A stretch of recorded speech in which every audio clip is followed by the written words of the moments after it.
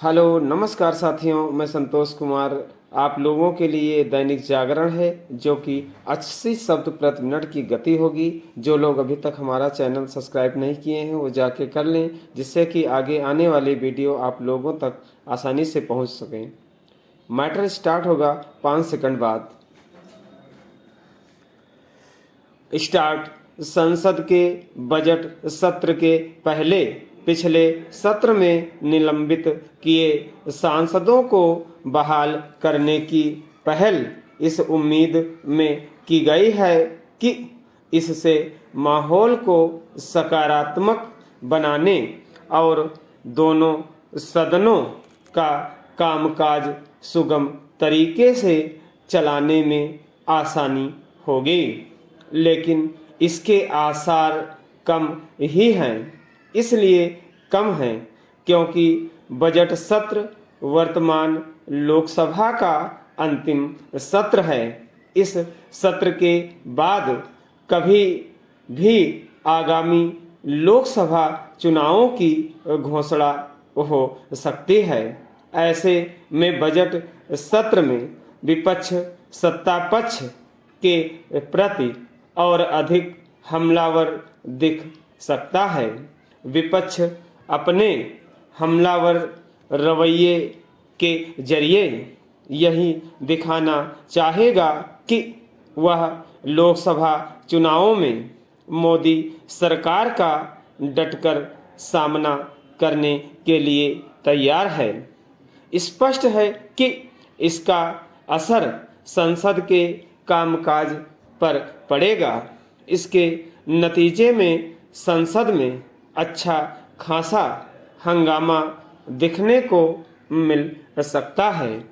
यह हंगामा इसके बाद भी दिखने को मिल सकता है कि बजट सत्र के पहले आयोजित सर्वदलीय बैठक में पक्ष विपक्ष के नेताओं ने संसद को सही तरीके से चलाने पर सहमति व्यक्त की। अतीत का अनुभव यही बताता है कि इस तरह की सहमतियों का कोई मूल्य महत्व नहीं रह गया है। इसी कारण संसद के बाहर ही नहीं, संसद के भीतर भी विरोध के लिए विरोध वाली राजनीति ही अधिक दिखने को मिलती है। इस नकारात्मक राजनीति के कारण ही संसद में राष्ट्रीय महत्व के मुद्दों पर भी कोई सार्थक चर्चा मुश्किल से ही दिखने को मिल सकती है। बजट सत्र में अंतरिम बजट पेश होना है।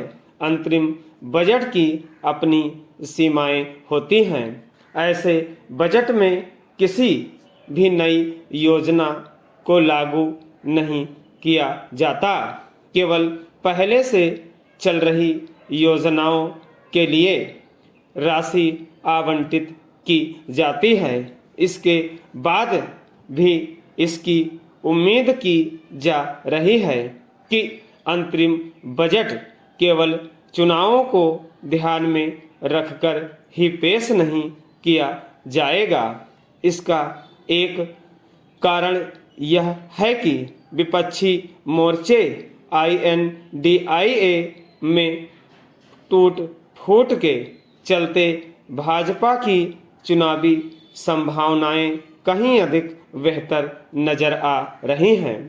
अनुकूल चुनावी संभावनाओं के चलते अंतरिम बजट में ऐसे कदम उठाए जाने आवश्यक हैं जिनसे भारतीय अर्थव्यवस्था को बल मिले। यह संतोषजनक है कि भारतीय अर्थव्यवस्था दुनिया में सबसे तेज गति से बढ़ती बड़ी अर्थव्यवस्था है। अंतरिम बजट के पहले वित्त मंत्रालय की ओर से पेश विस्तृत रिपोर्ट यह संकेत दे रही है कि अगले वित्त वर्ष भी विकास दर 7% रह सकती है।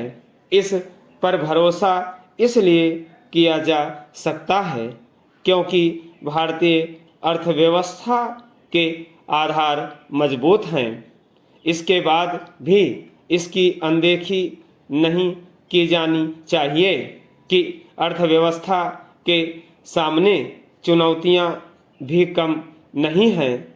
वैश्विक स्तर पर व्यापार घट रहा है और मैन्युफैक्चरिंग में निवेश कम हो रहा है। इसके अलावा अर्थव्यवस्था की बेहतर स्थिति के बाद भी रोजगार के उतने अवसर नहीं पैदा हो रहे हैं जितने अपेक्षित हैं। ऐसे में यह आवश्यक है कि अंतरिम बजट में भावी चुनौतियों का ध्यान रखा जाए।